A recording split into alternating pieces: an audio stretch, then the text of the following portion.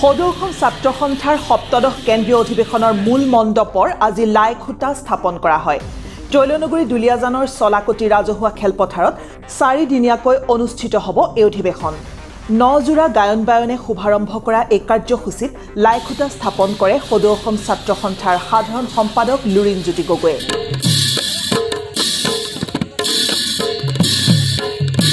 লাইখুটা স্থাপনৰ কাৰ্যসূচীলৈ আগবাঢ়িব বিচাৰিছোঁ।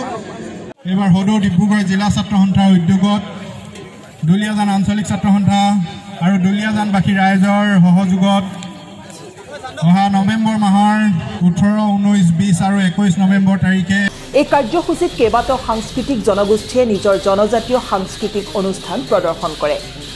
আসুৰ সাধাৰণ সম্পাদকৰ লগতে কেন্দ্ৰীয় সমিতিৰ বহুকেইজন বিষয়ববীয়াৰ লগতে দুলীয়াজানৰ বহুকেইগৰাকী গণ্যমান্য ব্যক্তি উপস্থিত থাকে। উল্লেখযোগ্য যে অহা 18, 19, 20 আৰু 21 নৱেম্বৰত সদৌ ছাত্ৰ সন্থাৰ সপ্তদশ কেন্দ্ৰীয় অধিৱেশনখনি অনুষ্ঠিত হ'ব। এই অধিৱেশনত পুৰণি সমিতি ভংগ কৰি নতুন নেতৃত্বক আসুৰ দায়িত্ব প্ৰদান কৰা হ'ব। জনসম্পৰ্ক বিভাগৰ মুখ্য মহাপ্ৰবন্ধক দিলীপ কুমাৰ ভূঞা ছাৰ আছে, আমি তেখেতকো আগবাঢ়ি আহিবৰ বাবে অনুৰোধ জনাইছোঁ।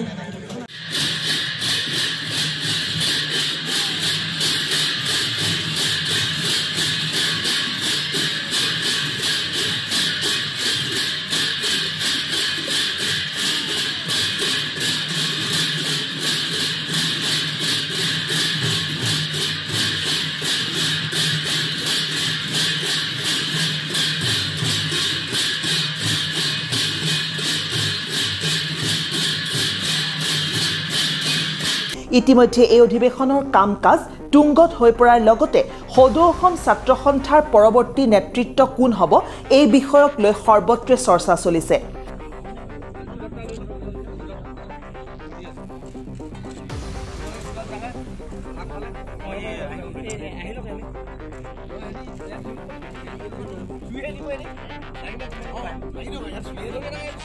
অধিৱেশনৰ অন্তিম দিনতহে গম পোৱা যাব কোন হ'ব সদৌ ছাত্ৰ সন্থাৰ পৰৱৰ্তী নেতৃত্ব। কিছুদিনলৈ বাদ চব 18, 19, 20, 21 1 মাহ ধৈৰ্য ধৰক। তাৰপিছত প্ৰতিনিধি সভাত চূড়ান্ত কৰিব কি হ'ব।